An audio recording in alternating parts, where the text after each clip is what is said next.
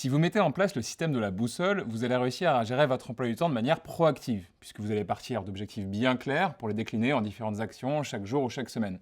Et dans un monde idéal, ça suffirait. Mais la réalité, c'est que votre journée, c'est un peu plus le bordel que ça. Vous allez aussi recevoir plein de demandes de tout le monde, vous allez vous-même avoir plein de nouvelles idées pour faire plein de nouvelles choses, et puis vous allez aussi avoir certaines obligations du quotidien que vous allez devoir noter pour ne pas les oublier. Par exemple, faire les courses pour votre dîner de demain, acheter un cadeau d'anniversaire pour votre filleule, etc., etc.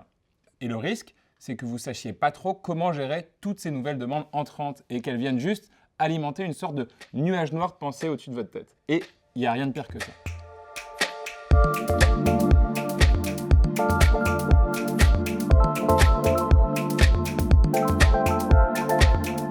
Pour comprendre ce qu'est le nuage noir, je vais vous parler de l'effet Tsai-Karnik, qui tient son nom de Blouma Tsai-Karnik, une psychologue russe du début du XXe siècle.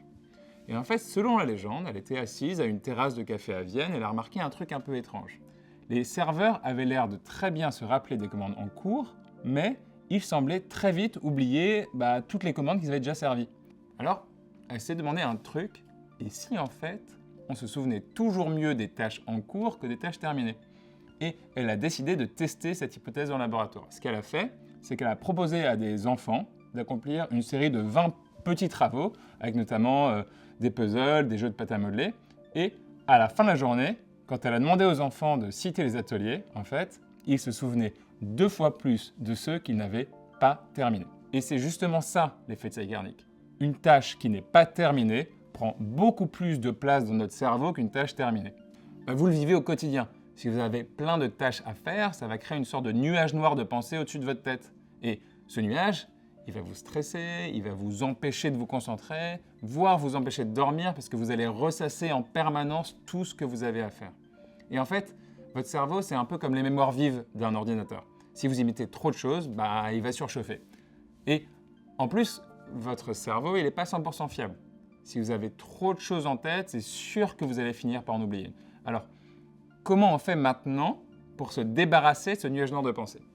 Et pour nous aider, on va faire appel à quelqu'un d'autre, un autre gourou de la productivité comme Stephen Covey, c'est lui, il s'appelle David Allen, et il a écrit une Bible de la productivité. C'est un bouquin qui s'est vendu aussi à des millions d'exemplaires, ça s'appelle Getting Things Done, et c'est tellement connu que les geeks de la productivité, ils ont même un acronyme pour ça, ils l'appellent GTD.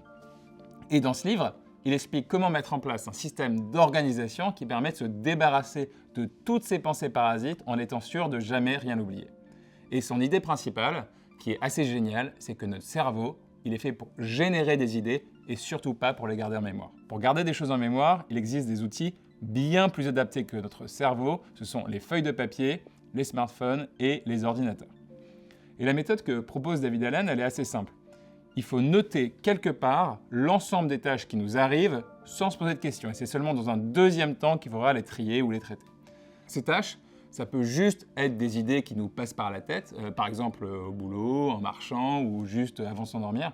Mais ça peut aussi être des choses qu'on nous dit et qui méritent une action de notre part. Par exemple, pendant une conversation, pendant un déjeuner ou juste pendant une réunion. Mais en tout cas, ce qu'il faut, c'est noter toutes ces nouvelles idées sur sa to-do list de manière vraiment systématique. Il faut voir ce système comme une sorte de filet de protection pour votre cerveau. Si une seule information passe à travers les mailles de ce filet, vous avez perdu. Pourquoi? Parce que 1, ça va gonfler votre nuage noir de pensée, et 2, forcément, au bout d'un moment, vous risquez de l'oublier. Alors, très concrètement, sur quel support vous devez noter ces nouvelles tâches? Vous avez 3 choix.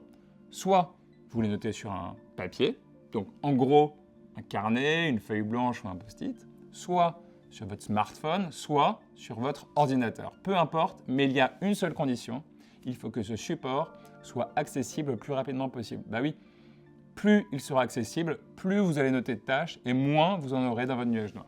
Chacun de ces supports a ses avantages et ses inconvénients. Le papier, c'est plutôt pratique au bureau, mais vous ne l'avez pas forcément avec vous tout le temps. Si vous êtes chez vous, dans la rue, ça veut dire que vous devrez sûrement aussi utiliser une appli de prise de notes sur votre téléphone. Potentiellement, ça vous fera plusieurs systèmes différents de prise de notes, ce qui n'est pas toujours évident.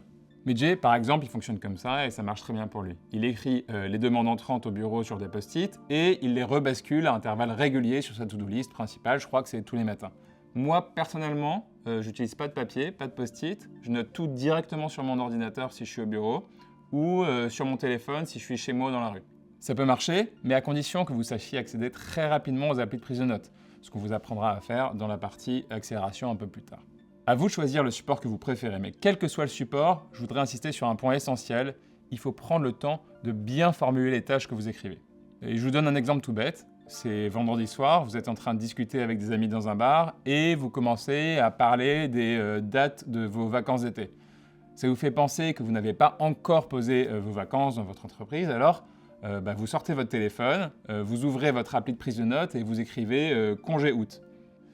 Bien joué, c'est un bon réflexe. C'est une pensée qui n'ira donc pas dans votre nuage noir, mais manque de bol, le truc c'est que lundi matin, vous ouvrez votre to-do list et vous ne vous souvenez plus du tout des dates précises à laquelle vous devez poser vos congés.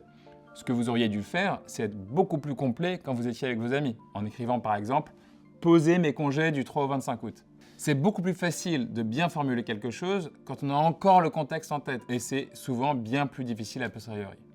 Donc certes, il faut rapidement se débarrasser de nos pensées parasites en les écrivant, mais il faut quand même être le plus complet possible pour ne perdre aucune information. Pour finir, il y a une dernière catégorie de pensées dont vous voulez sûrement vous débarrasser. C'est toutes les demandes que vous avez faites à des gens et pour lesquelles vous voulez être sûr d'avoir une réponse. Ça peut être par exemple un devis que vous attendez pour votre prochain séminaire, une proposition de logo que doit vous rendre votre graphiste, etc., etc. Il n'y a rien de pire que de faire confiance à une personne puis se rendre compte 3 semaines plus tard qu'elle n'a pas avancé d'un iota. Et du coup, ce que vous pouvez faire par exemple, c'est ajouter une catégorie dans la to-do list que vous pouvez appeler à relancer et dans laquelle vous mettez toutes ces réponses en attente. Et puis ensuite, vous cochez les différents éléments au fur et à mesure que vous recevez les réponses.